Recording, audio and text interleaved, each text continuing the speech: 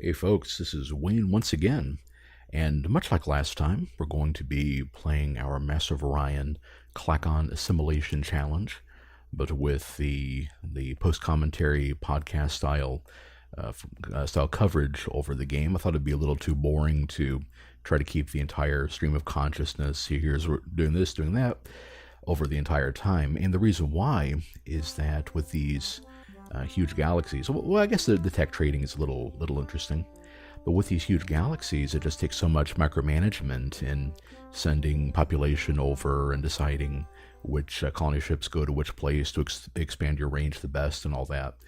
That I believe we get done with 11 turns in this video, and as you can see, the video is about an hour long. So you can do the math on that one. So I'm going to talk a little bit about the game first, where we're at, the challenge and everything, my thoughts on it. And then we're going to go to the podcast part, which is why still play Master of Orion. The game came out in 1993. It is 2018 when I record this. You can do the math on that one too. It is, well, even its little brother Mu2 is old enough to vote and drink and get itself in all kinds of trouble. And yet here we are with, why hasn't anybody successfully remade these games? Why haven't they put out anything that scratches the same itch these did? And we'll talk about that. And of course, this isn't just me. Well, it is just me monologuing for now. But feel free to comment and chip in either on YouTube or the thread or wherever, and we can talk about that next time. We get stuff like that too. Next time we have another video like this where I have to do the post commentary. So we are at 2368 when we start, and you don't have to go to the races screen if you build a new ship. It'll pop up, what was constructed on the year, and those are the only times the game actually tells you what turn it is. It's an interesting UI decision, since in a lot of other games you can just see the turn counter right there. But so in this map we got a pretty good start. We got a fair bit of land to ourselves, and in a huge galaxy that's very important. Well, in any galaxy that's very important. We talk a little bit about that in the thread. But one of the big things in a 4X game is play the map and not the game. I mean, obviously play the game in that you don't do things that are deliberately subpar strategically. But all things being equal, it's like if you get a Civ is a classic example. If you get resources that encourage a certain strategy and not others, just go with it. If you need horses and you don't get them, improvise something else. And when in Master of Orion, the way the game handles the map variance is the size of planets, because your population, like I mentioned last time, bigger is better. Population is power, and I was going to make a persona joke there. But popularity isn't power. Well, I guess it is if you're going for the council one, but population is power. Your people give you production, and that production lets you man more factories, which gives you more credits, gives you more industry on the planet, gives you more research, and that's where the real advantage is, because research lets you parlay no game really merges production and research the way that Master of Orion does, where everything comes out of one resource pile and you allocate it to where it needs to go. And the difference between your starting planets, 100, like your homeworld, 100 base population, 2 factories per person. When you get to the end of the game, you can have, I think it's plus 120. I think ultimate terraforming is plus 120, and then the robotic control 7. So you have 220 population with 7 factories each. That's like 1540, I think. That is insane compared to so many times more than what you started at, and that's one planet. And the larger the galaxy, the more planets they're going to have under your control, and you can turn that into research, make your ships better, and then you turn around and use those ships to conquer your opponents, get more land. It's really neat how that game cycle works. And we'll talk about that in the in the play style of Mu, and how that part of it is part of what makes it so popular. But yeah, so we start off with on the right side of the galaxy, eastern side. We have pretty much the entire flank to ourselves.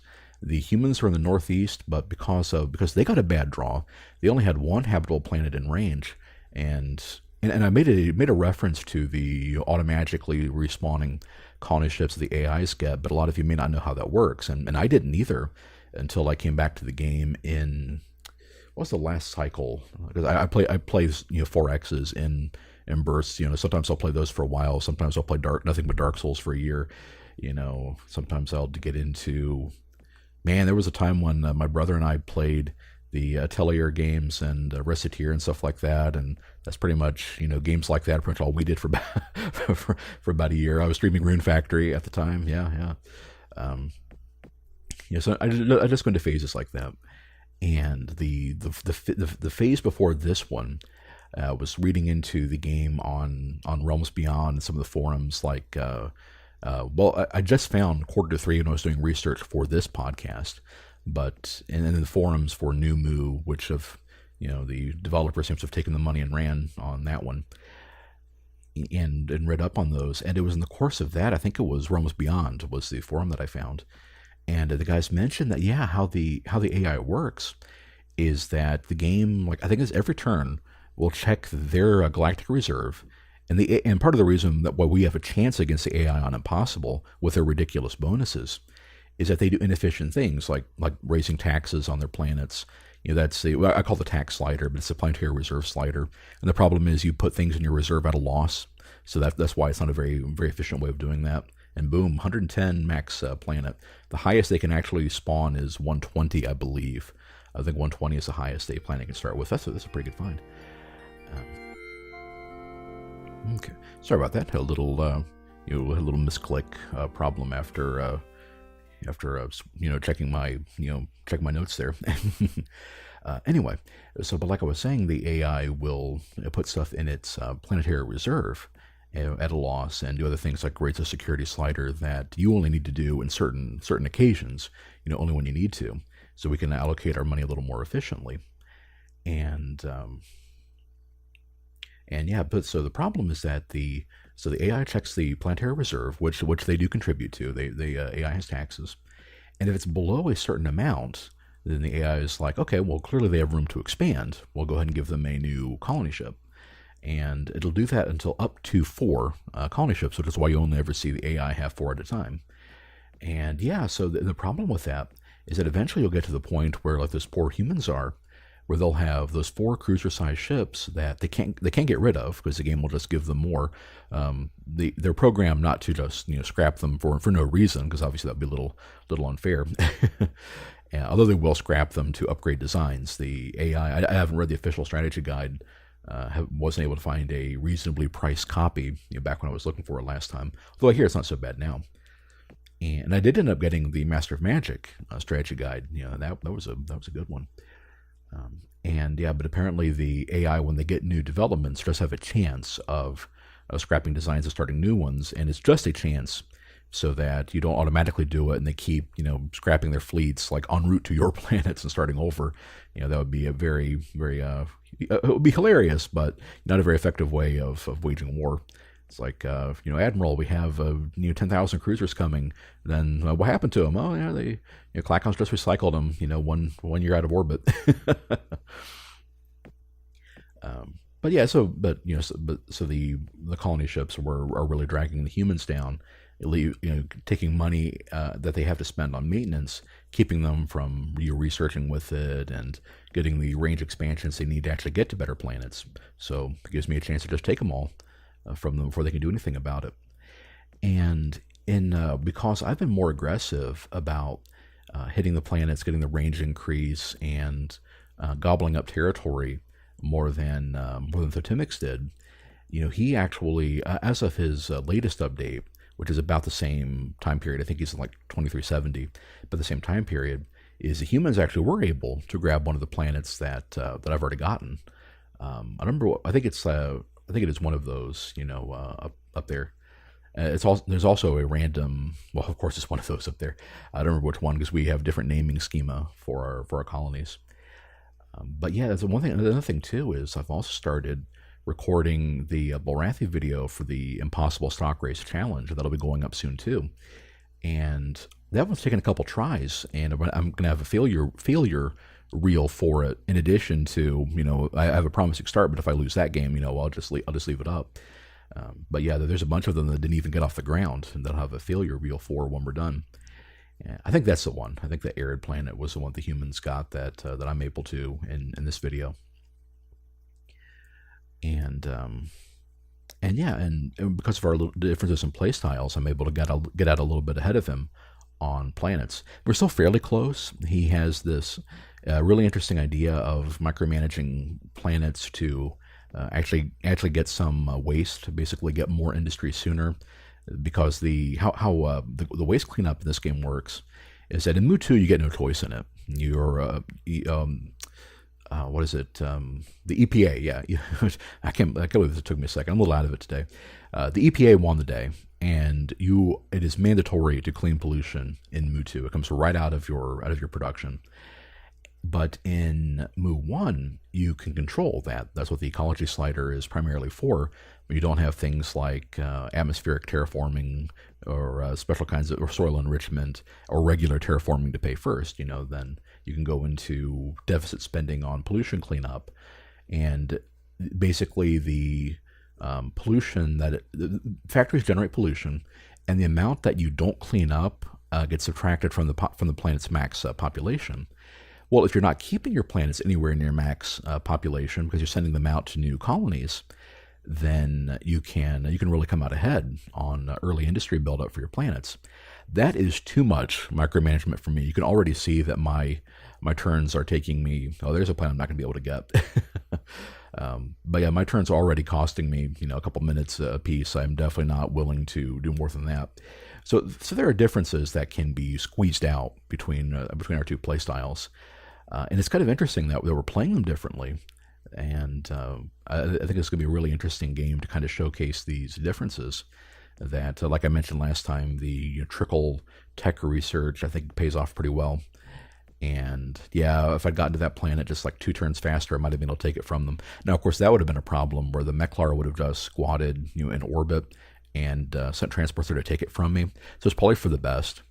I think how the AI works is that they will decide which planets that they've scouted that they really want.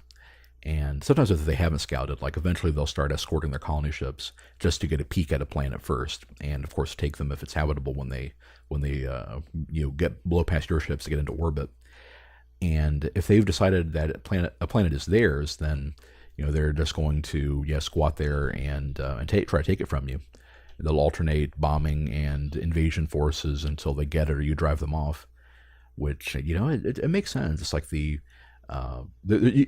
are some things you can kind of mock the AI for in this game because of how primitive it is. I mean, it is old, but that's a pretty good way of handling it. With a limited memory and scripting they would have had back then. Okay, so that's a rundown of this game. You know where the AIs are. You kind of get a feel of my strategy here. Expand out, push the frontiers, take what we can that's in contested space, and then go back for the stuff like these dead planets and close by to us. One thing that I also forgot to point out last time, just in case that you didn't pick up on it, was that when I did more expensive colony ships like the long range dead colony base ships versus the regular just fast colonizers, is that I had the planets with more industry build the more expensive ones, so they kind of come out at the same pace. Now, what Thoth did is that he basically had his original Coldan or Matrix 101 go all in on industry and to just have it crank out those colony ships. And I think it's that little change that ultimately kind of gave me the edge on him, because I started having my expansion colonies flip to producing ships faster than he did. Like he would wait for stuff to fill up, do your waste deficit spending, build up the planets all the way, then decide what to do with them. Whereas you might remember I had Class M start its colony ship when it was only had like 80 factories last time. And that's because of the size of the planet. I was trickling more population into it, and it was growing because I kept it at its optimal, growth point. It's like, I only had 90 factories, if it has like 80 factories with 40 people, well, then they're all being manned and they're all being productive. and you kind of so gradually increase the population. You sync up your population growth with your planet, with your factory, with your industrial base growing. I'll find the word in there eventually. With your industrial base, and then have a little bit going into your colony ships at the same time, and then they all get done together. And I'm able to start poaching ships in human space sooner than Thoth was able to, and I think that's a big difference in our playing style. Of course, research isn't that hard when you've got artifact planets to work with too. Okay, so while I have the Meklar stuff going in the background, let's jump over to the main subject of why play Master of Orion. Now that it is over 20 years old, and it's like a lot of people still love it, but obviously you wouldn't get too many takers if it wasn't like $5, for the entire series on GOG.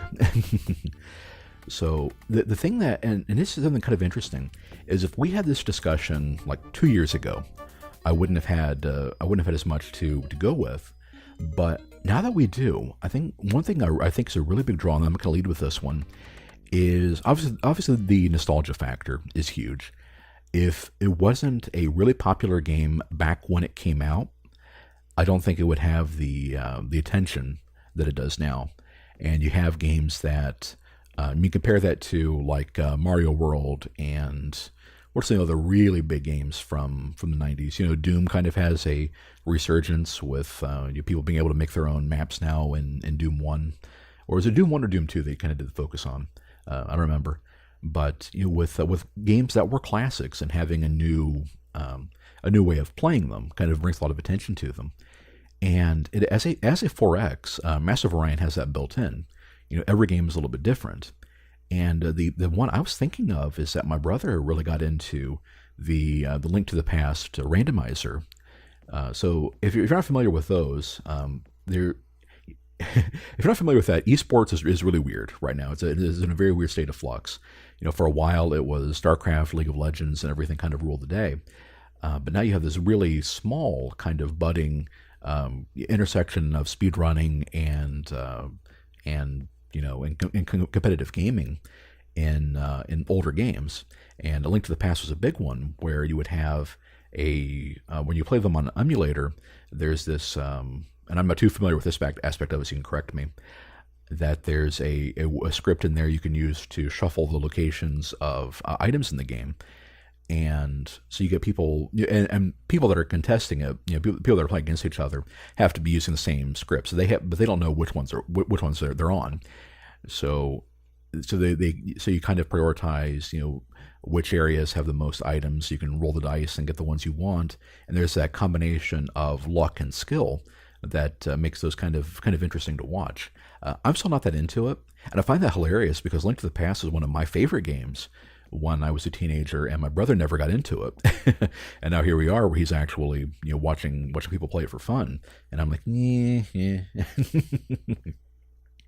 But yeah, that's a big parallel to it. And so in Master of Orion, every game's a little bit different. And with Thoth's LP, one thing a lot of people were talking about was going into the Darlock game, which he played last. And I don't know if I really want to spoil it in case some of you are curious and check out the thread or whatever. But regardless, it doesn't go as difficultly as, or doesn't have as much difficulty. I can't English today. It doesn't have as much difficulty in it as, it's not as hard as people expected it to be going into it. And we talked about that. It's like the maps that you get are a huge factor. Play the map, not the game. Are a huge factor in how the game goes. And you'll just have, sometimes a map will have easier opponents, give you more space, kind of constrict them. I believe that in this game, the Cylon and the Mercian, the Cylon, Mercian, and Bolrathi homeworlds are all fairly close to each other. I don't think we've technically met the Bolrathi yet, but we do soon. Well, I say soon. I'll even know if it's this video or the next one, with how long the turns take. But so they all start within, I think, about 7 parsecs of each other, whereas we have this entire swath of space to play with, as do the Meklar over in the northwest. And no, unsurprisingly, of course, we're the. It's funny. It's like the even though we're the average, the game is average because we're the Klackons. It's like all the AIs are playing on impossible, and have first contacted us. We're the impossibly large AI with with getting all the territory notices on GNN and stuff like that. um, but so okay, so we talk about like that dimension of replayability brings more attention to it than it otherwise would. But that wouldn't be the case if the game wasn't popular in the first place. Nobody is resurrecting Hydlide and running scripts for it and coming up with a new way of playing it. It was a bomb. It stunk. Nobody's coming back to it, even if there was a way to bring new life to it. And I think I think Moo had the right combination of being fun to play, because 4Xs are never the biggest genre. StarCraft is really unusual in how big it exploded as a strategy game, because they don't normally get that big. So Command and Conquer was kind of popular in back in the day, but it's like you can look at Blizzard with Warcraft, one Orcs versus Humans, and none of those were blockbusters until StarCraft came along and caught fire in South Korea. So I just found that really interesting. But so Master of Orion 1, you look at the graphics, you look at the gameplay and everything, regardless of how it looks now compared to when it came out when people first started playing it. So we're talking 1993, and your contemporaries of popular video games at the time are things like the original Doom, Myst, Mortal Kombat 2, which was a big step forward. Mortal Kombat 1 more so. I think that was just a year before with the digitized, one of the first games like that. And I don't remember if that or Pit Fighter came first, but digitized people with the gory gameplay and everything. Both of those things together made it made people really interested in it, even if they kind of sucked to play. Let's be serious here. And Star Fox, and then you compare, and then kind of branch off that one for a little bit. Is like compare Star Fox 1, if you've ever seen it, Super Nintendo game, kind of blocky, very very primitive early 3D there, and so that's 1993, and then you compare that to the Wing Commander games on PC. So the Super Nintendo itself didn't come out till 1991. Wing Commander 1, which was very impressive graphically, one of the first games to use the ad-lib, Sound Blaster, for good sound effects and everything, was 1990. So a year before this NES even came out. Wing Commander 2 was 91, and that was a huge step forward. The expansion packs I don't think were out until 93. I think it took a little bit longer. But yeah, it was a very very good story. Very solid graphics. Very good for its time. And then 3 was one of the first games to do the. I can't say it was one of the first games to do the video, CG video, CD-ROM aspect to it, but it was definitely one of the most popular and successful ones with that. You might remember they got Mark Hamill, and I think it was in 4 you had, was it Malcolm McDowell was the guy's name? Something like that. I don't know what it is with me today. Just not, my brain's not firing quite as quickly as it usually does. But yeah, so also a very popular game, and that was 1996. But what really got me was I got introduced to Wing Commander when I was in middle school. I was kind of in the weird kid clique, and then which kind of got me hanging out with the nerds in middle school. And one of the guys was when I played D&D and everything, and one of the guys who actually didn't, but became friends with him over similar interests. Was big into Wing Commander and BattleTech. Was the old, I don't know if it was just called BattleTech or MechWarrior or whatever, but the arena game, very very primitive arena game on PC. And I was just so jealous. We had to have a PC capable of running the stuff that he could play, and eventually got my dad to go for it. But yeah, and he had, and the first Wing Commander game my brother and I got was Armada. We got it fairly new, and it took a bit of a pain to run. It was a fairly demanding game. It was 1994 with very good graphics. I mean, the deflector shield animations when beams hit it and everything just were amazing. Graphics and sound effects and everything. Yeah, we're talking 1994, so a year after this game came out. And so that's the kind of time period we're looking at. And I'm seeing the graphical revolution take place as I'm growing up. It's like I'm thinking that we're comparing this to like our family got a NES a few years late, 1991. So we came into gaming. I mean, I'm obviously still familiar with it. I've watched all these things. I had friends that had the new stuff, even though I didn't. But we're just watching this stuff happen in real time. And nowadays, it's like you've got things like one of the biggest examples that people like to point to is for Elder Scrolls. You've got Oblivion with the kind of primitive 3D textures and the Mr. Potato Head, not diplomacy, but the social interaction animations and everything. And we all kind of laugh at it. And then Oblivion was, I forgot to write it down. Oblivion was what, probably 2009, something like that. I don't think it was too long after the. Well, no, it couldn't have been that old because Skyrim was 2011, which is hard. That's hard to believe. Skyrim is 7 years old now, but that's a big difference. But it's a big increase, but it's not a paradigm shift.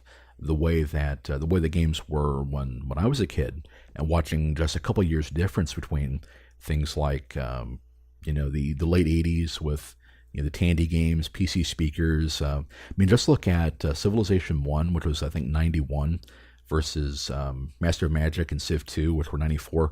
Just 3 years later, completely different. Real sound, graphics are substantially better. There's so much, AI is much improved, even though you do have things like the silly Gandhi, rollover personality bug. But so that's what video games were like in general. The Mu was pretty popular. But then even compared to its peers with Space 4 X's, you've got Spaceport Ho, which I mentioned last time, which was okay, and Macs were always a little ahead graphically versus PCs, at the time. You can't really say now because nobody develops, for the Mac, Mac specifically anymore. I mean, the Mac, you had stuff like Marathon and things like that were just that were definitely designed, to put more effort into them, but to be better than what the PC could do. But you had that one, and Space Ho was okay. But then you had stuff like in also 1993, you had VGA Planets, which was basically a play-by-email game, very simplistic, and the original Space Empires, which looked like playing Windows 3.1 with the ships as your UI. It looks horrible. And I tried looking for a YouTube video of it to jog my memory because I had heard of it, but I'd never seen it. And there's like two people playing it the entire time. One guy saying, "I'm going to be the first guy to finish an LP of Space Empires on YouTube." It's like, that's all right. I'll watch it. I will watch it. I'll take a look. But and then you had, and you also had other turn-based strategy games. They looked more like Romance of the Three Kingdoms than like Master of Orion. So for people that like strategy games, Mu just looked and played, incredibly compared to its peers, and it's a little ahead of the curve as video games went in general. Simtex just did really good work. So, and then another thing too is, and this is kind of a minor factor that I think is a little related to it, is I think it was part of one of the first waves of the nerd culture, ascendancy in the 90s. Because you had stuff like X-Files and Star Trek was always big, but Deep Space Nine came out in 93, and it definitely focused in more on established sci-fi fans, with the a little bit darker, a little more focused on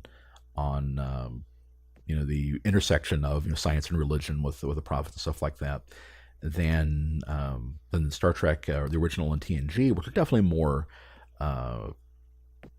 Everybody, when people say that, they normally say that derogatorily.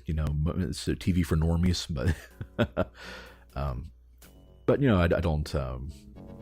But you know what I mean, though. It's like they were definitely meant to be more for a casual audience than DS9, and of course you had X-Files, which were X-Files, Jurassic Park, Deep Space Nine. Those you look for, Nerd 793, and those are the names that pop up. So I think just the fact that when people think of games that came out in that time period, that's going to have that halo effect. So I think that's part of it too, and that's the kind of thing you can't replace. When you have the part of the when a game is part of the zeitgeist, it's it's there. You have it or you don't. You get lucky with your release or you don't. And that's one of those X factors that people keep talking about. What made Harry Potter so big over all the other young adult urban fantasy that is a dime a dozen. It's but just so happened. Um, yeah. So going past the external factors, the look and look of the game, what it was like, what happened at the same time it came out, and everything.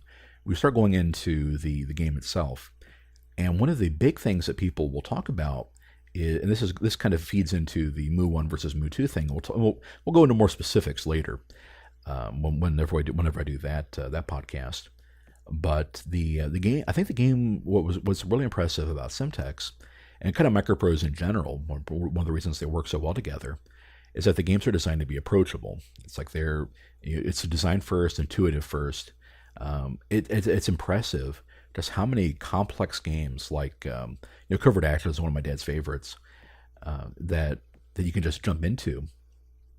No real tutorials. You just play on an easier difficulty setting and figure it out. And the games are intuitive enough, you can figure it out. There are some wrinkles, like in the specific example of Covert Action. The driving system is just really weird, and nobody really likes it. And I think that's probably what people were thinking of when Sid Meier kind of gave that interview. That's like, yeah, we tried to do a little too much with the game. The pieces didn't all fit together. I think that's probably the one everybody thinks about. But Mu is like and like I mentioned last time, it's like I jumped right in with average huge Darlot game, and even though it took forever, and I had no real idea what I was doing besides reading the manual and getting the basics down, didn't need a tutorial. Figured it out, figured it out well enough, and ended up doing okay. And I think what makes the game work that way, what makes it approachable and simplistic, is the UI. It's dated, obviously. Graphics aren't great. The sliders are a little weird. There's actually one of the other artifacts of the weird design there is there's an uneven number of ticks in the slider, because I think it's like there are 5 things, but they have I forget exactly what it is. It's like basically things don't divide. I think it's for tech. I think you have 6 fields, but there are 50 increments. So it just doesn't quite sync up right. You have stuff left over. And there's a similar issue with planets.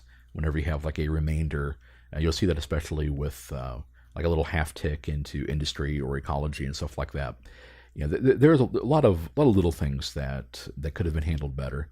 If it came out today, there'd probably be some percentage thing that you could directly influence, and they'd probably have some quality of life features, like being able to, like if you click on, like if left clicking on a slider locks it in, maybe you could right click on it to do like minimal settings, enough to finish a missile base in X turns, or enough to just keep the planet clean no matter what happens. And the game already does that one, but sometimes you'll have turns where, because of population growth or industrial growth or subtraction, if you send population out, then you won't be getting your fully efficient return on ecology.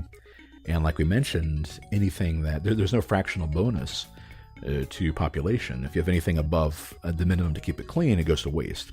So there's those small options, small little things to micromanage and improve your output that are really minor in the long run, but they're still annoying once you know about it.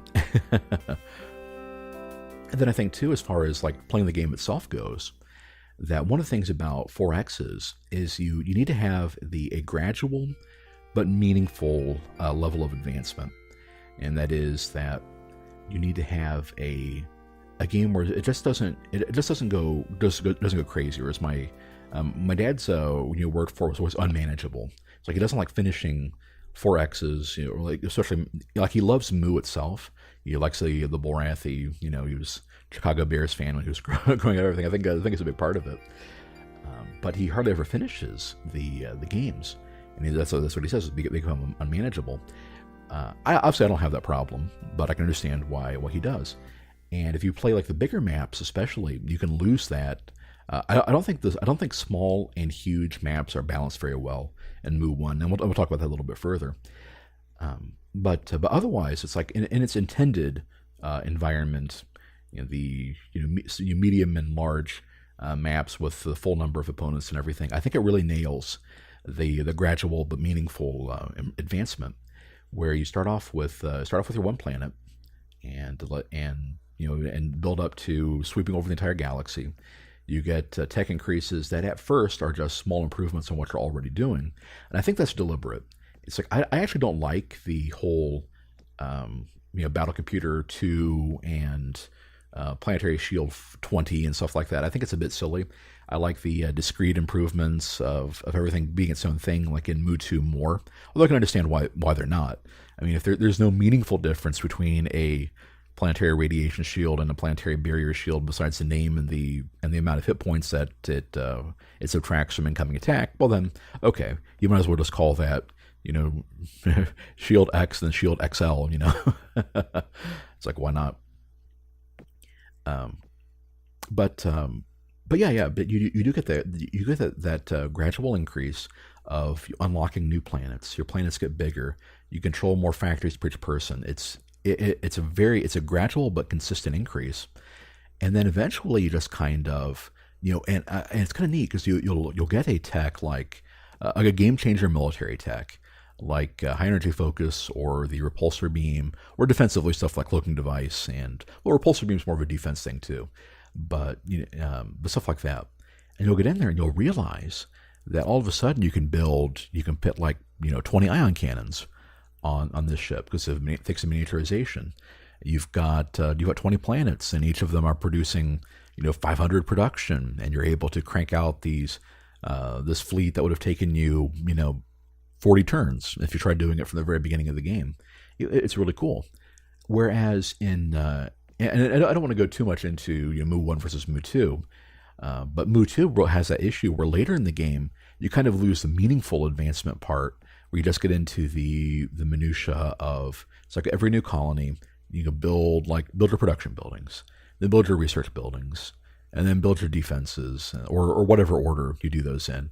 And you have like 30 things that you want to put on a planet. You've got 7 slots in the queue, and it's just busy work, And so to bury the lead on the inevitable Mu 1 versus Mu 2 podcast, early and mid game Mu 2 greater than Mu 1, greater than late game Mu 2. And whenever I get like Thode or somebody in there to talk about it, that's probably what we're going to elaborate on.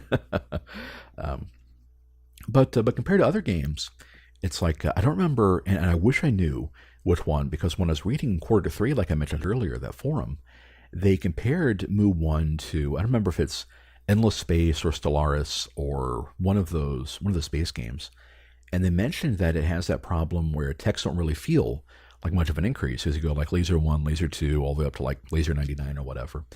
And it's like, okay, in a way, that's what Mu 1 does by having its tech level miniaturize your weapons.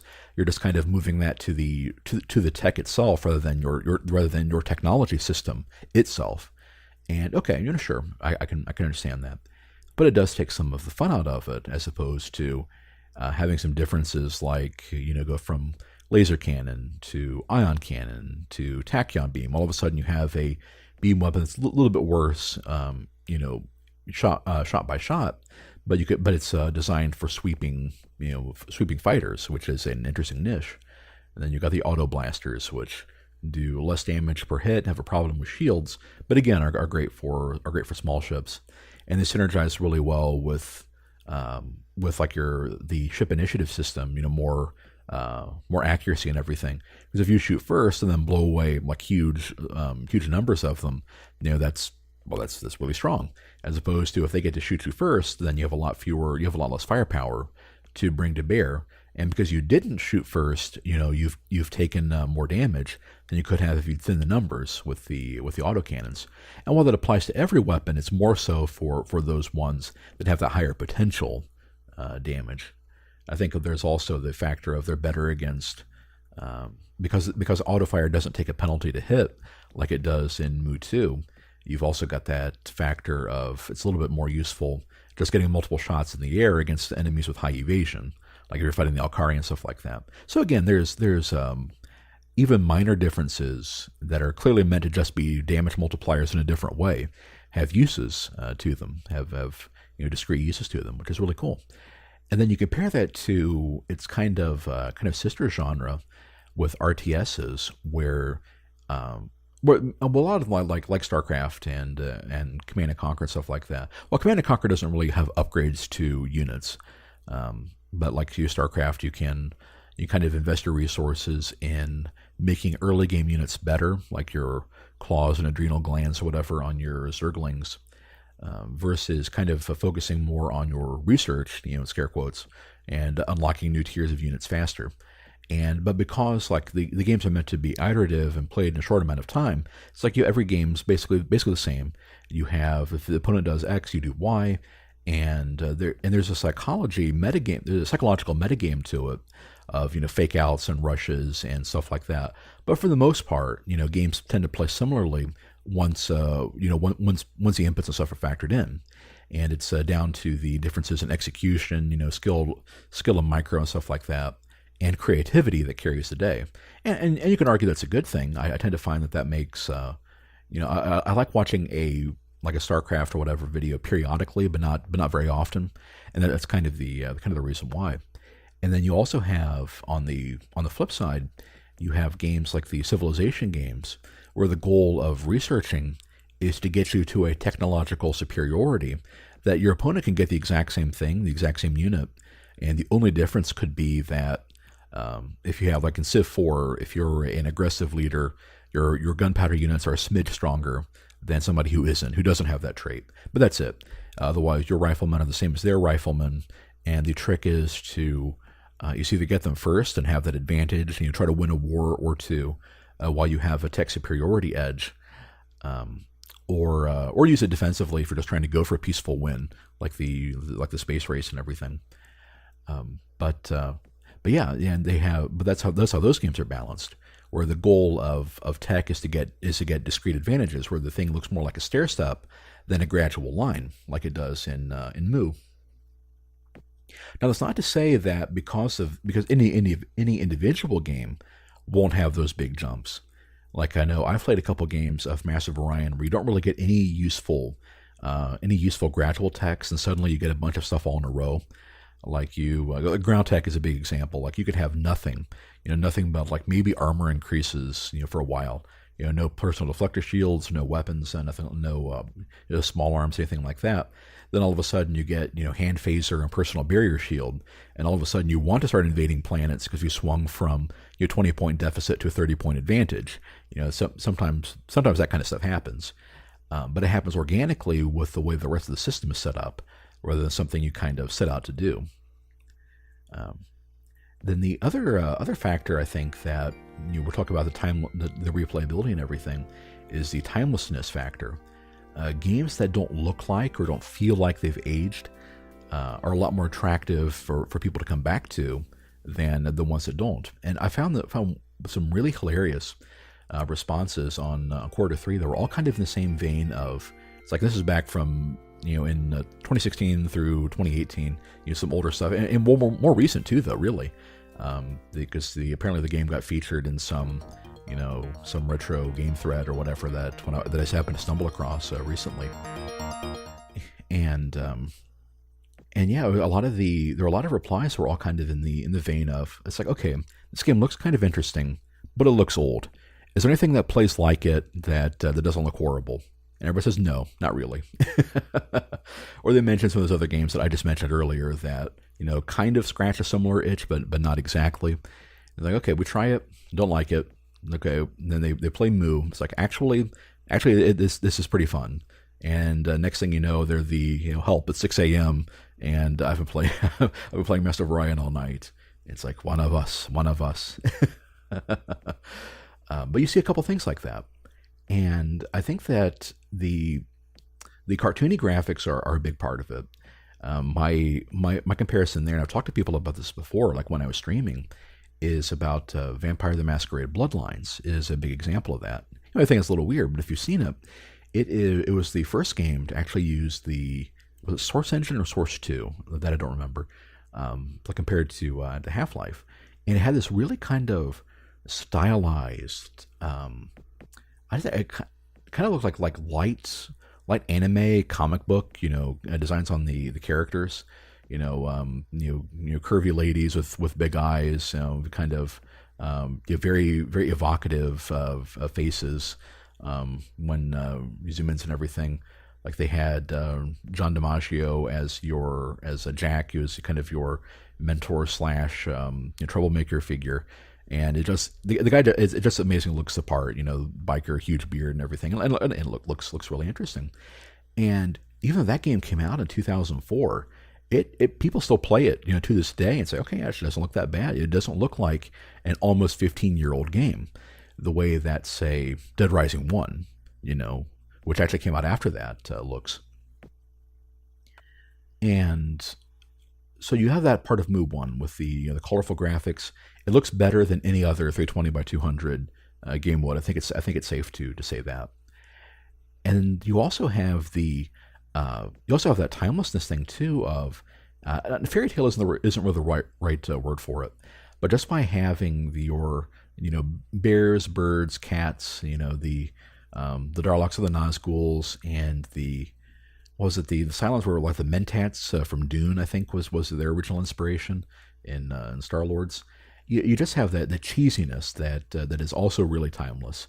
It's like it's the sci-fi thing from when you were a kid, like Star Trek the animated series. Don't want to trigger anybody there, but that was a thing.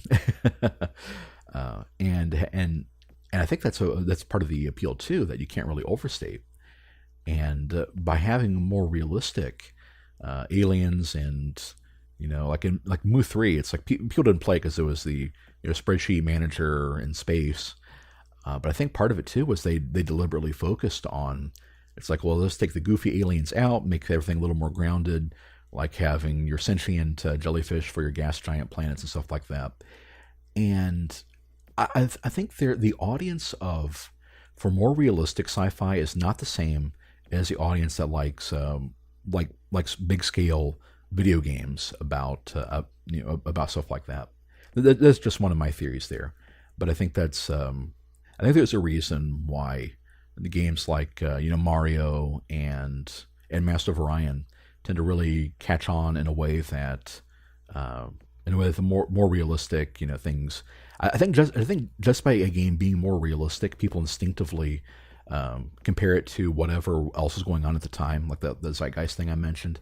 That's just a theory there. I think but ultimately there is a reason why when people still read Lord of the Rings and mythology and stuff like that in a way that we don't, other fiction that came out at the same time. Anyway, that's just me kind of musing a little bit. As far as specific aspects going into the gameplay now, like I mentioned, the map variety is a big one. It's like every time you generate a map in a 4X, it's different. And this is one thing I kind of liked about New Move 4, is they had that seed system where you could like punch in a specific number so that everybody could play the same map. I think that would work really well for challenges like this one. As it is, and I need to remember to do this too, to upload the save game in the first part of this video. First video in this series. I guess it would be the first part. But you can still upload and share maps via save games. But it's kind of neat that you can just do that from the game itself. Just by using the same seed. But yeah, you can start with the same map and kind of compare them. There's a guy I saw on YouTube that was trying to do a world record speed run for Master of Orion 1. And the problem is that you can't really do that without having like an agreed upon map ahead of time. Because literally, it's like the difference between a map like the Bolrathi one that I'll be showing shortly, and a map like this one is just night and day. There is no amount of skill and micromanagement that could get you a faster win on a hard map than on a good map in Mu 1. That's just how it is. But if you like that kind of thing, if you like how sometimes you get easy maps, sometimes you get hard ones, then that's a very appealing thing that you can't really get in other games. especially the story-based games where the game is always the same every time you play it. And again, there's elements, there's a lot to recommend those games too. But it's cool how different any given game can be. And then the further leads into one of the other differences between Mu 1 and Mu 2, which is Mu 1 has the tech randomness, and then Orion 2 has tech combos. So in 2, one of the big things that because you know you'll have access to everything in the tech tree unless you're uncreative, and your decision is which one you take of the 1 to 3 techs in a given field. Well, obviously, there's only one. There's no choice to it. But for most of the time, there's not. Most of the time, there's 2 choices. And if you want to have a specific combo of things, like maybe you want to get an engine increase. You want to get a specific one, like ion engines is often a common choice there because the alternatives are, or the ones for ion cannon and shield capacitors, I think, but they're kind of marginal. I mean, of course, I fell in love with the ion cannon in my stream, but it's not a given obvious choice the way some other techs are. So you can go with those. So going into it that you might want to pick ion cannons for your engines, and then antimatter bombs for your bombs, and then what's the next one? I think it's like transporters versus food replicators. That's kind of a gimme choice because food replicators are horrible. But yeah, basically it's like you can choose a route ahead of time that kind of gives you the combo that you want, and you will always pick it. And if you pick something different, it's probably just for variety. And I find that on the one hand, it's kind of interesting how kind of like I've been watching people play Civ4 on YouTube, like Civ4 Experiments Lain with superior German engineering. He was quite possibly the best on YouTube for that game, at least that I've been able to find. And not that of course he's German, he streams in English. There's probably quite possibly some cyborg out there in a different language channel I haven't heard of. But yeah, and he's one of the guys that does the typical, has a couple typical breakout strategies that he'll always go for unless something happens to make it not work. And what that does basically is it turns the game from a strategy game into a puzzle, which is, can I survive long enough to activate my trap card and flip the board over? And it's like, okay, and it's kind of interesting the first couple times. I'm not yet at the point where I'll watch the first couple of videos, see what he comes up with, and then skip to the end to see how it works. But I've gotten there a couple times, and I think that's one of the benefits and one of the flaws to games like that, where you can kind of know going into it what it is you can pull off. Whereas in Mu 1, that adds a big factor of replayability that you don't know. You have to make do with what you get. And you can capture and trade for some techs. And the capturing mechanic is a little favorable. Like eventually, if an AI is developed enough later in the game, you'll get everything they have if they have enough planets left for you to land on.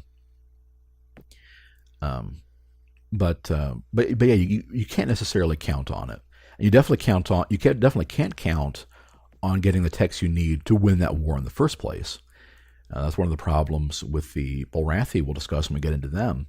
Because they're bad at computers, you can be in a situation where you'll have trouble winning engagements in space that can keep you from forgetting the position to actually invade their planets.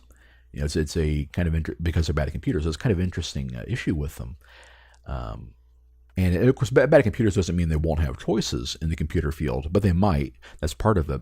And because they pay more for them, you're not going to go through the tree as quickly to see what you get, which is the other issue. And then, of course, you've got things like you could want a specific thing like a repulsor beam, for example. If you're up against, it's me getting a little grumpy as our scientists there for only coming up with reduced factory price for three tech tiers in a row. Oh, that's a good example, actually. Kind of sync those up. That, for example, there are some game changers in construction.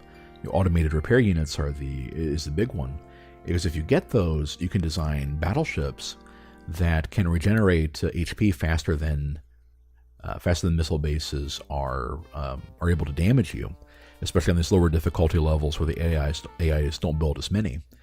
And yeah, and if you pull that off, then that's pretty much all you need to do to win the rest of the game. Unfortunately, we didn't get that. We just got more factory cost attacks. So randomness strikes again. Then the other aspect of randomness too that both games have that's kind of fun is the difference in the AIs themselves, and that's not as drastic as fighting different civs or different aliens in other games, but it's still a factor. That like for example, if you're up against the Mershan, then their strengths early with their high accuracy make them a pain to fight. So you don't want to mess with them right at the beginning of the game if you don't have to. But sometimes you do have to, and you're at a disadvantage. That's just part of the difference in dealing with them, as opposed to being next door to the Darloks, for example, where it might be feasible just to go ahead and kill them and take them out of the game, and they have nothing really harmful against you early on. Of course, if you are the Darloks, then it's harder to get that military advantage in the first place. So there's that the mismatch between who you're playing and what you're up against that can really shake up how the early game is going to go, and the late game too, for that matter. General consensus is that there aren't very many maps of Massive Orion 1 that are actually impossible because of the randomness in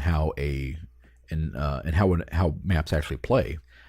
You'll see a couple times where sometimes an AI will gobble up every planet it can, and will just swell and get you'll get the warning of the Silicoids have 13 planets. Leaders already preparing to merge with this mighty empire before you've even met them, because the other AIs spawned all right next to each other. So you just had a chance to gobble up everything. And by the time you finally meet, if they decide to just declare war on you, like if they're xenophobic or whatever, there might be nothing you can do to actually win. But in a different game, depending on how the RNG shakes out, they might only get a couple planets, and maybe it's spread out between the other AIs. So you can kind of all pick them off in turn.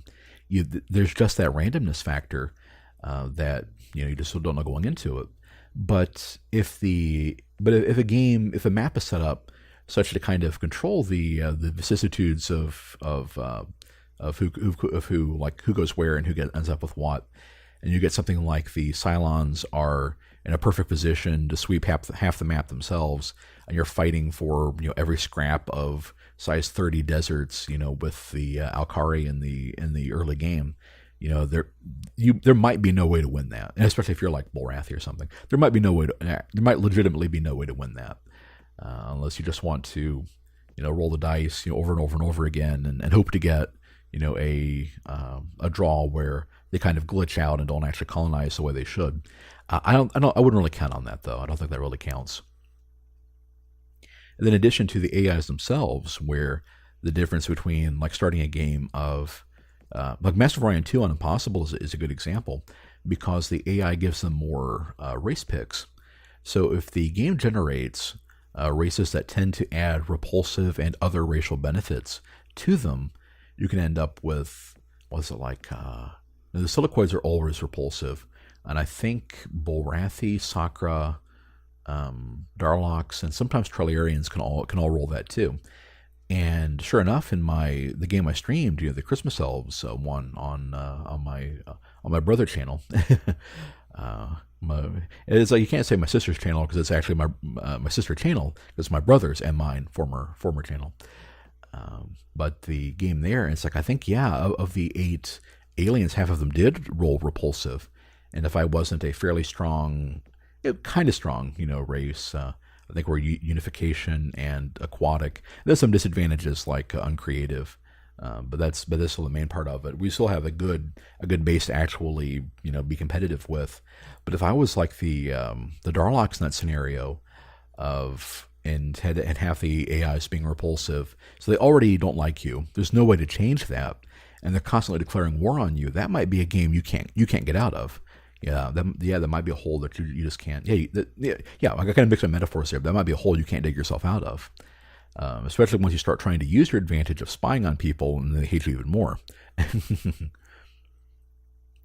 But then even in Mu 1, where the differences between the AIs because of those bonus picks aren't quite as extreme, you'll still get differences between a xenophobic militarist versus, or even actually, not even that example. A great example are the Cylons.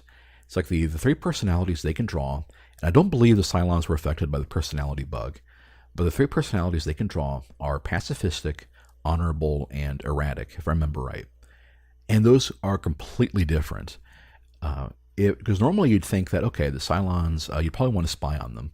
Because this isn't Mu 2, where thanks to creative, they get all the spy techs, as well as everything else, which actually basically means they have no weaknesses, which is really frustrating to deal with. I hate fighting Cylons in Mu 2 because it just changes the pace of the game so much. Because they'll trade everything they don't have, and we'll get to that later. But they're obnoxious. But in Mu 1, you might be thinking if they roll pacifist, maybe it's okay to spy on them and try to kind of ride their coattails to catching up with the rest of the galaxy. And if they're erratic, you might go ahead and do that anyway, because erratic means there's a straight up 2% chance that the AI will declare war on somebody else. Will declare war on somebody every turn. And yeah, so they could just so there's no point in setting up a long-term relationship with them when there's that sort of Damocles hanging over your head anyway. So you might think, okay, well, this is a game where it's safe to spy on them. But if they're honorable, you have to think twice about it, because an honorable AI doubles the penalties of diplomatic, faux pas. So if your spy gets caught, they might instantly declare war on you, or at the very least drop so low in affinity with you if they catch you that you're probably heading for war in the first place. So that might be not as much worth the risk. So you have to think about that. And that's just one little thing that's completely different when you start the game that can really change it. And then Thoth noticed too that sometimes if an AI rolls expansionist and he's close to you, they just won't respect territory the way that other AIs will. And you could end up with brush wars you are not prepared to deal with in those maps that you don't otherwise. So it's just right when you so much of the game is different every time you click start game. I think that's a really important factor of why people love Massive Orion so much. Then the other thing too that kind of feeds into the tech randomness is, and I think this is one of the last things that people really kind of point to, is the combination of your big picture control, sliders and buildings and stuff like that, with a tactical combat. And that's something that the Simtex games, because Master Magic does it too, that's something only their games have really kind of focused on. Because the ship design is such a big part of the game. And that's something that a lot of people that I've noticed people say that, well, I can figure out the macro part of it. This is where I'm having issues with. So that's why I'm kind of trying to focus when I play. Okay, here's my psychology of why I build this, why I design that. What is this meant to do? And especially in Massive Orion 1 with a limited slot system, you really have to be careful and balance the when to design, when to stop your research and commit to your ships. And at that point, you might literally stop researching very much and kind of go all in on military and then catch up later. That's the kind of cycle that people do in Civ4 a lot. It's like, yeah, go ahead and whip your cities to nothing and just get as many units as possible, win a war, and then try to use that additional territory you've captured and the economic benefits it has to bounce back. So that's my take on Massive Orion, the things that it does and things that it does well and really appeals to people. We're switching back to the game just the last minute or two, is that I noticed that the Meklar have a colony ship in orbit of the planet I just got, and they're the ones that are potentially being difficult here. They have a lot of space and they tend to build battleships and everything. So I'm going to start on just switch over here. I'm going to start on making a design, and we're going to probably start on some military action next time.